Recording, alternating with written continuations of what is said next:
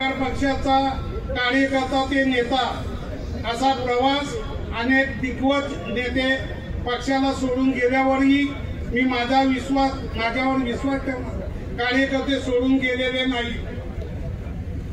परंतु आज महाराष्ट्रातील राजकीय परिस्थिती बघता सर्व महाराष्ट्र भाजपमय झालेला आहे।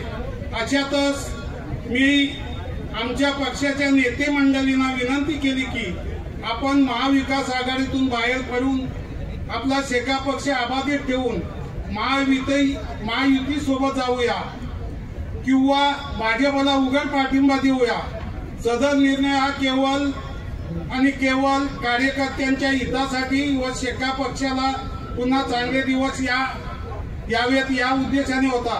परंतु माझ्या नेते मंडळींनी सदर गोष्टीस मला विरोध केला।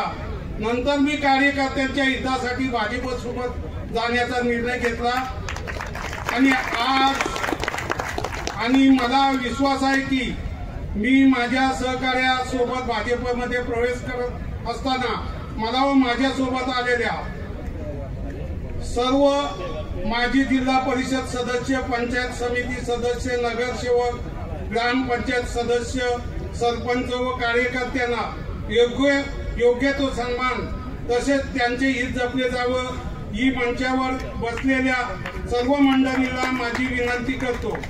आणि यापुढे भविष्यात मी माझे सगळेच कार्यकर्ते हितचिंतक ज्याप्रमाणे आजी शेका पक्षात असताना प्रामाणिक झोकून देऊन काम करीत होते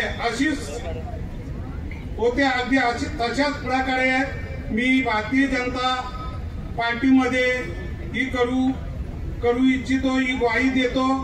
त्याचप्रमाणे आणि विशेष म्हणजे सर्व घडवून आणले ते माझे मित्र रामशेठ ठाकूर साहेबांना मी नमस्कार करतो आणि आपणा सर्वांना ग्वाही देतो की आपण सर्व मंडळींनी आपण ज्या पक्षात काम करत होतो आता आपण भाजपवासी झाले त्या पद्धतीनेच आपण काम करायचं। कुठलाही मनात प्रत्येक गावात आपलेच शेका पक्षातून गेलेले कार्यकर्त्यात आपण सर्वांनी जमवून घेऊ।